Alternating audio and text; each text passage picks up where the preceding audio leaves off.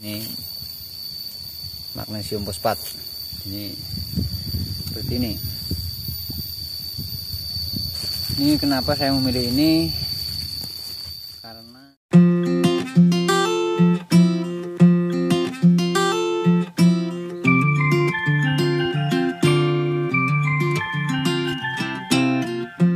Assalamualaikum warahmatullahi wabarakatuh. Selamat pagi pemirsa sahabat tani porang di manapun Anda berada.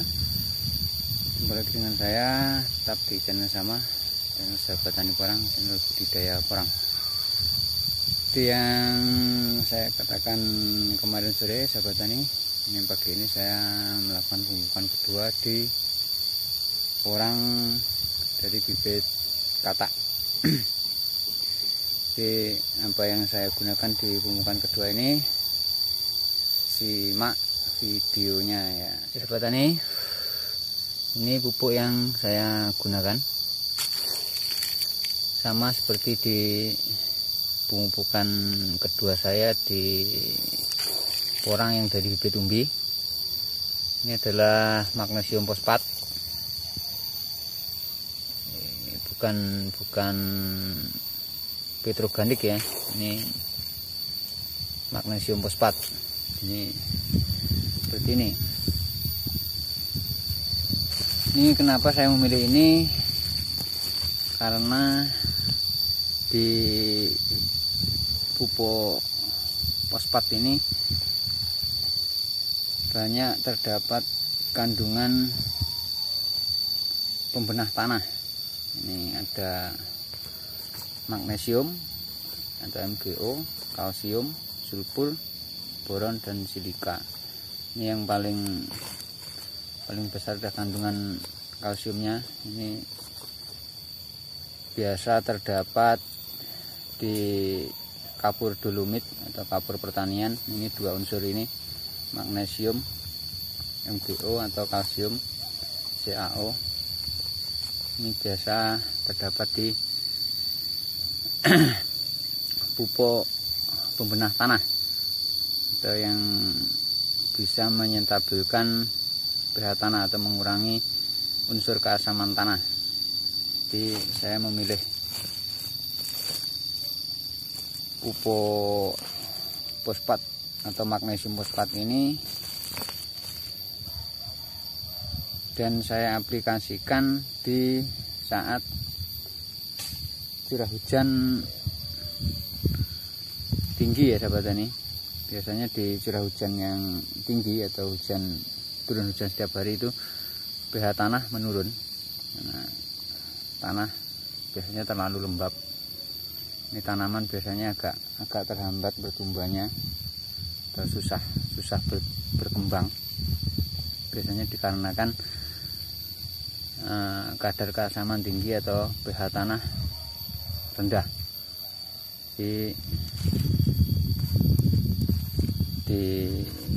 Bisa diatasi dengan penggunaan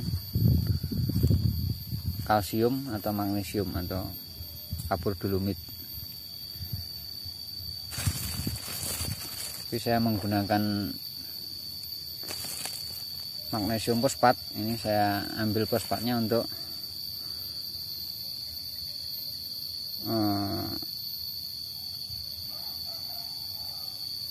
perkembangan di umbinya porang ya sahabat tani. Fosfat itu bisa meningkatkan kualitas umbi.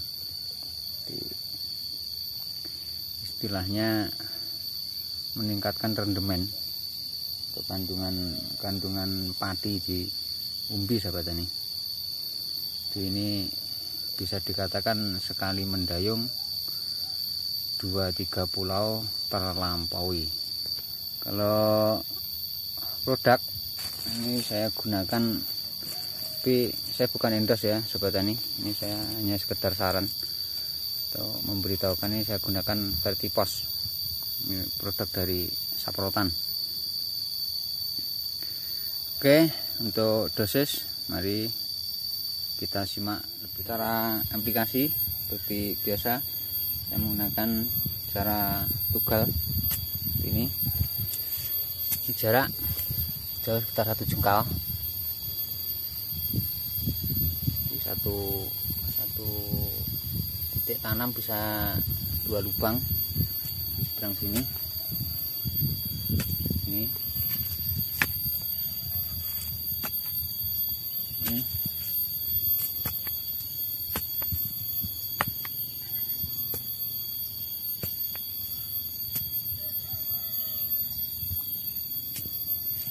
untuk dosis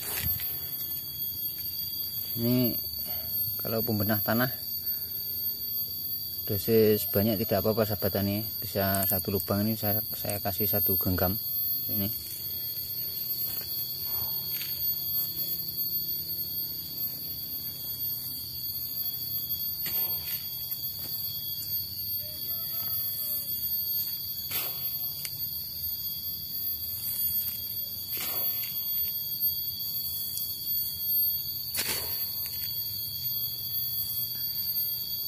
Karena di pupuk fosfat itu pelarutannya lambat, ini kita tutup tipis saja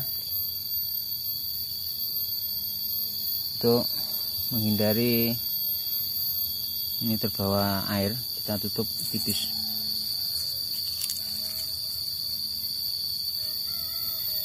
Karena di fosfat itu butirannya besar-besar dan agak keras. Ini larutnya agak lama ya sobat tani.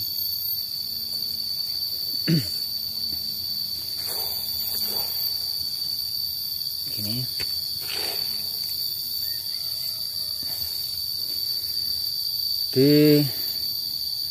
Tapi kalau untuk pupuk yang jenis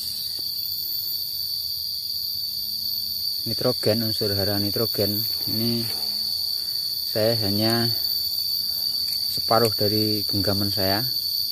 Ini sekitar 2 gram untuk 1 pokok tanaman. Dan biasanya saya hanya memakai pupuk kimia 2 kali, jadi dari pemupukan pertama dan pemupukan kedua.